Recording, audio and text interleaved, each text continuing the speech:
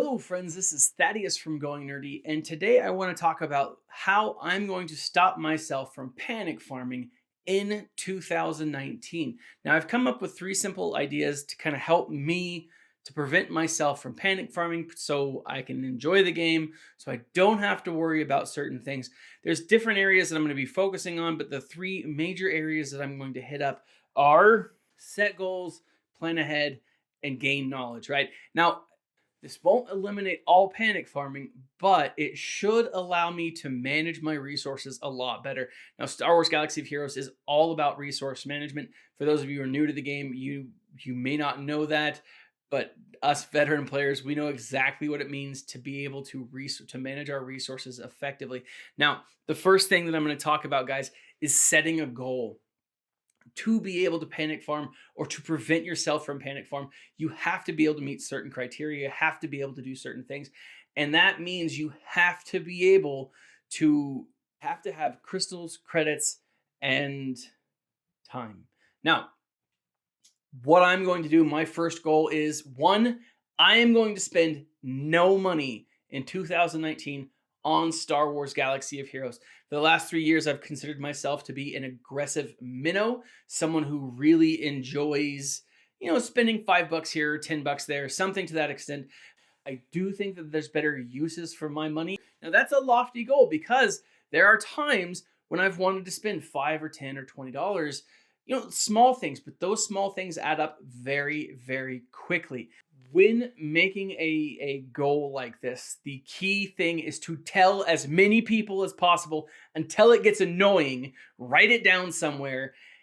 Hold yourself accountable. Now, the reason I'm saying this to you is because I want you to hold me accountable for this. I do not want to spend any money on this game. I would rather invest it in my channel. I'd rather invest it in my family. I'd rather invest it in whatever, right? Trips, vacations, who knows? My mortgage, whatever. But there's better things to spend money on than this game. At least for me.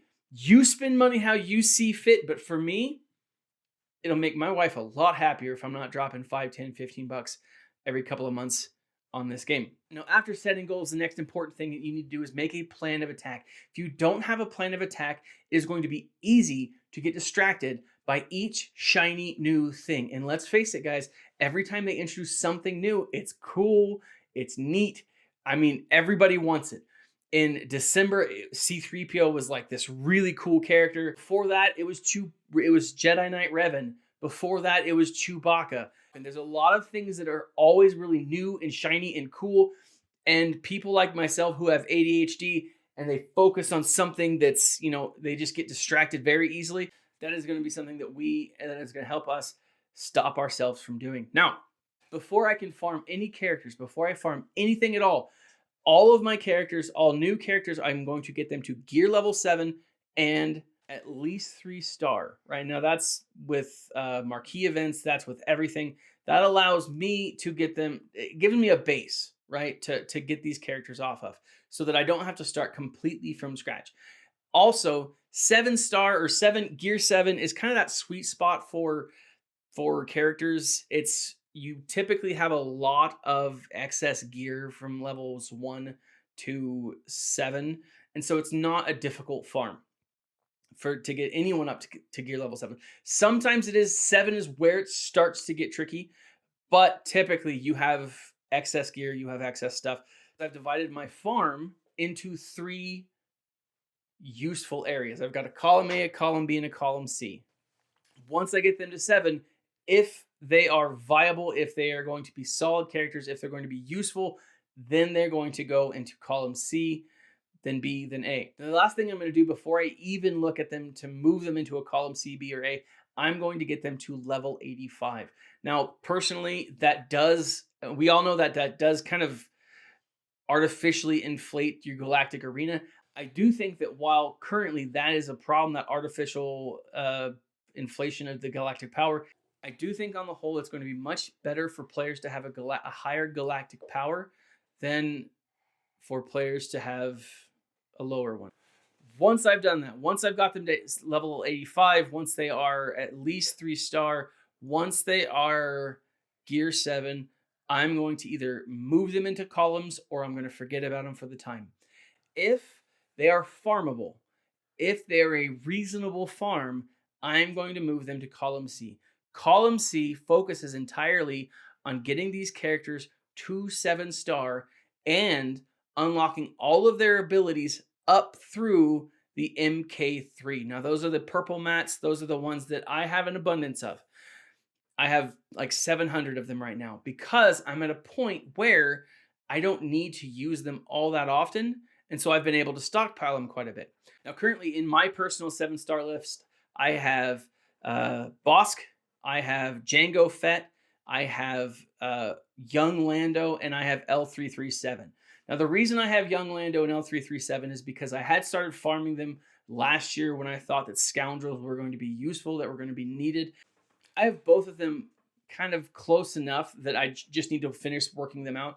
If what we are assuming is correct and the Millennium Falcon does need scoundrel ships, and specifically the Young Lando ship, it's just going to be beneficial because farming Young Lando and farming L337 will be important to be able to unlock any other Millennium Falcon that's going to be needed, right? It's possible that we won't need it, but now I will reevaluate my column C every time there's a new cadence release, so probably every month or every couple of months, or every time I have unlocked or reached a tune to 7-star.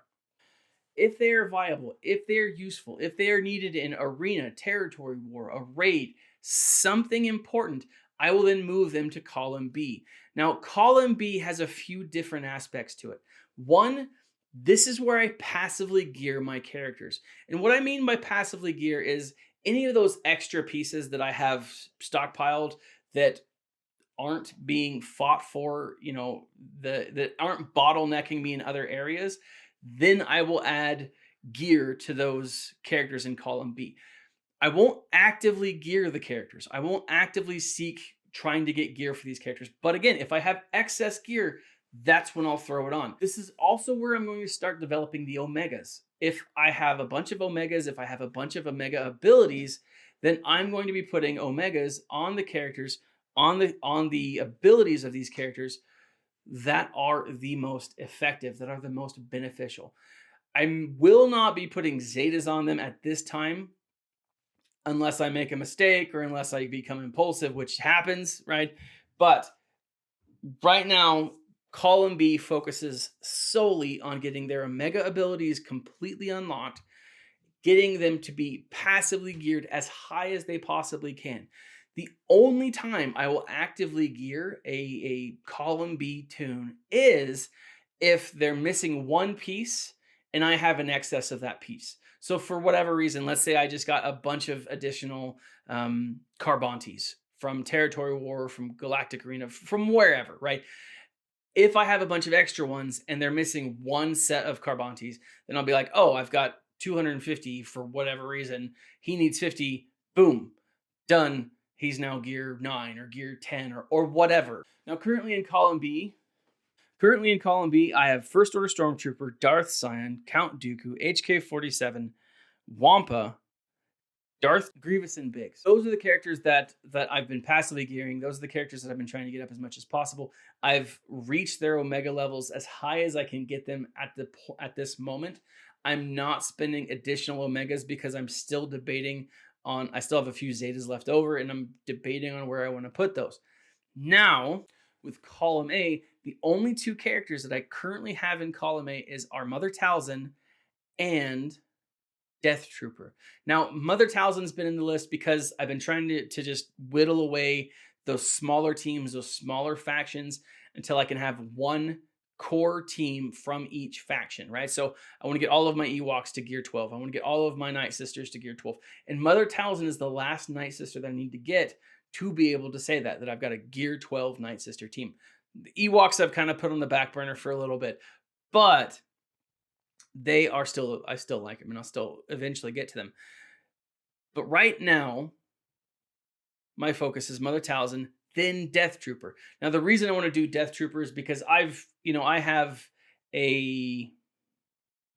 the Chex Mix in P3 of the STR raid, and really the only character that's not gear 12 out of that entire crew is Death Trooper. And so once I get him up, I can move on and I can forget about him. Now, with Death Trooper, I do have him completely column bead. I have all of his Omegas on him.